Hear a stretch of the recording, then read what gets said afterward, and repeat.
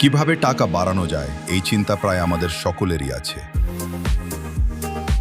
অথচ আমাদের হাতে যথেষ্ট টাকা নেই যেটা ইনভেস্ট করে সহজেই টাকা বাড়িয়ে নেব। কিন্তু তাই বলে তো হাল ছেড়ে দেয়া যায় না। এবার দেখে নেওয়া যাক কিভাবে অল্প পুঁজি দিয়েও পর্যাপ্ত টাকা বাড়িয়ে নেওয়া যায়। ধরুন আমার পুঁজি ৩,০০০ টাকা। এই ৩,০০০ টাকা ইনভেস্ট করে বিশেষ কোনো পরিশ্রম ছাড়াই ১ বছরে ৩০,০০০ টাকা আয় করা যায়। এর জন্য দরকার ১ খণ্ড জমি। উদাহরণস্বরূপ জমির আকার দৈর্ঘ্য ৬ হাত, প্রস্তুত ৬ হাত। সেটা আপনার ঘরের আশেপাশেও হতে পারে। এবার ৩,০০০ টাকার পাকা সুপারি কিনুন। এতে প্রায় ১৫ পিস সুপারি পাওয়া যাবে।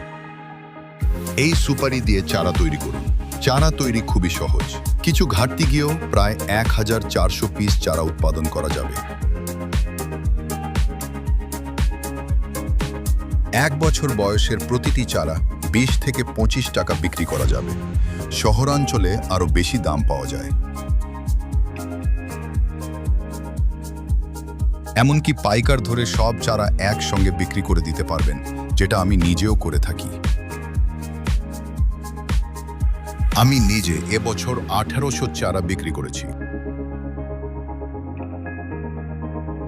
যার আর্থিক মূল্য প্রায় ৩,৫০০ টাকা।